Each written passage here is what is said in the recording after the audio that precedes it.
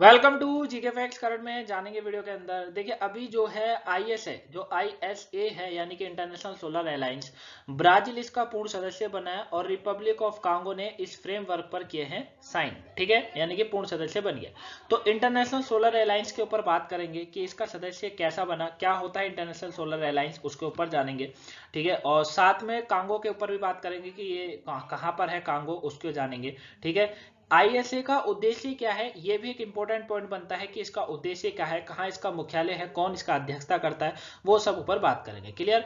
Topic काफी important है, 1-2 number का क्वेश्चन है जो कि आपसे यहाँ से एग्जाम से पूछा जा सकता है। अगर पीडीएफ चाहिए तो टेलीग्राम पर मिलेगा, टेलीग्राम का लिंक है डिस्क्रिप्शन में, वहां से आप इसके पीडीएफ को प्राप्त कर सकते हैं। क्लियर, चलिए स्टार्ट करते हैं और एक एक करके पॉइंटों को समझते हैं।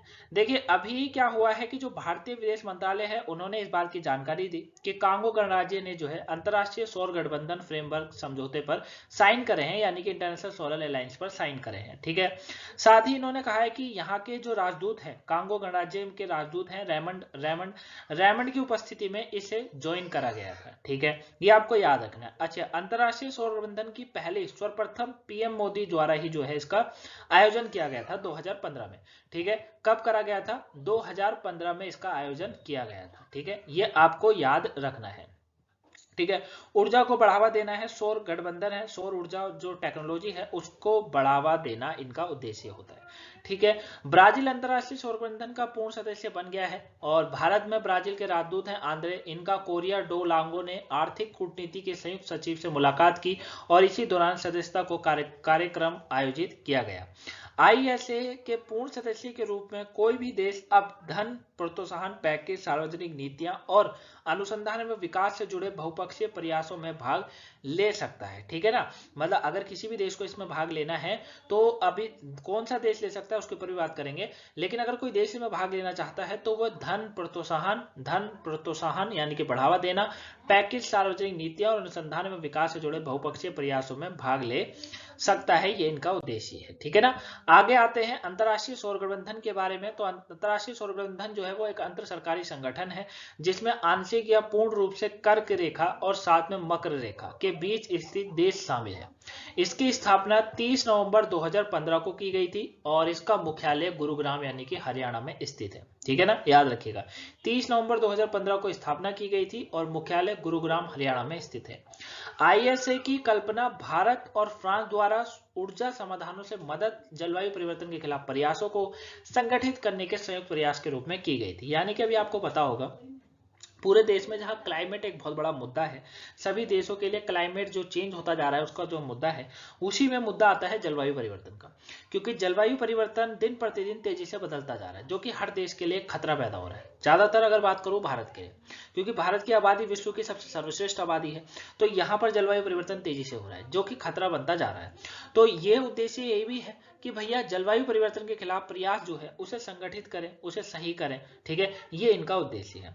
साथ ही अंतरराष्ट्रीय सौर गठबंधन का मूल उद्देश्य है स्वच्छ ऊर्जा पहुंच को जो है सुविधाजनक बनाना है, साथ ही ऊर्जा सुरक्षा सुनिश्चित करना है और सदस्य देशों में स्वच्छ ऊर्जा संक्रमण को बढ़ावा देना है। ठीक है ना, मतलब उद्देश्य जो है वो स्वच्छ ऊर्जा पहुंच को सुविधाजनक बनाना है कहीं ना कहीं। ठीक है ना, तो इनका मेन उद्देश्य यानी कि मूल उद्देश्य है कि स्वच्छ ऊर्जा पहुंच को बढ़ावा देना है। क्लियर, ये आपको याद रखना है। आगे इसमें देखिए, आगे इसमें और कहा गया है कि आईएसए लागत प्रभावी और परिवर्तनकारी और सौर ऊर्जा समाधानों को विकसित और लागू करना चाहती है।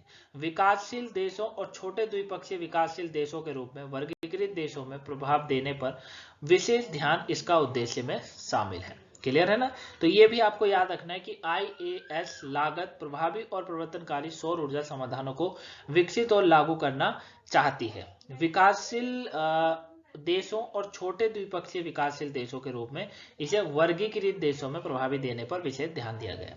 इसके सदस्य जो हैं वो 109 देश हैं और इस फ्रेमवर्क समझौते पर साइन करे हुए हैं। संयुक्त राष्ट्र के सभी सदस्य देश और आईएस में शामिल होने के पात्र हैं। ठीक है ना, और दूसरा मैंने अभी आपको वैसे तो बता ही दिया होगा कि इसमें जो होता है कर्क रेखा और मकर रेखा के जो बीच में स्थित देश होते हैं वो इसकी क्या होते हैं, सदस्य होते हैं। ठीक है, ये मैंने अभी आपको समझाया भी था, है ना, एक तो आपको इसको याद रखना है। क्लियर।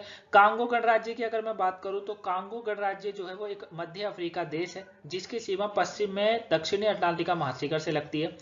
इसकी राजधानी ब्राज़ाविल है। क्या है? ब्राज़ाविल इसकी राजधानी है। और मुद्रा इसकी जो है वो अफ्रीकन CFA फ्रैंक है। ठीक है ना, अफ्रीकन CFA, याद रहेगा क्या? अफ्रीकन CFA फ्रैंक जो है वो इसकी क्या है? इसकी मुद्रा है। ठीक है ना, जैसे हमारी रुपया होती है उसी तरीके से। क्लियर?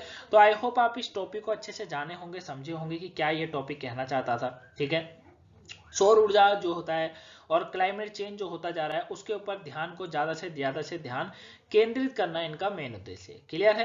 तो उम्मीद करूंगा कि आपको ये टॉपिक समझ आया होगा, समझा होगा अपने टॉपिक। कोई प्रॉब्लम हो, कोई भी आपको डाउट लगा हो तो कमेंट बॉक्स में बता सकते हैं, आंसर आपको मिल जाएगा। ठीक है, मिलेंगे आपसे नेक्स्ट वीडियो में, तब तक के लिए thank you for watching guys. सुबह की वोकैबुलरी नहीं देखी हो देख लीजिएगा। PDF जो है आपको PDF इसका मिलेगा टेलीग्राम पर। ठीक है, टेलीग्राम का लिंक है डिस्क्रिप्शन में, तो वहां से आप इसका PDF, साथ में आप हमें फेसबुक इंस्टाग्राम पर भी फॉलो कर सकते हैं। ठीक है, तीनों का लिंक जो है डिस्क्रिप्शन बॉक्स में हमेशा दिया रहता है। क्लियर? मिलेंगे नेक्स्ट वीडियो में, तब तक के लिए thank you for watching guys, have a nice day, thanks for watching.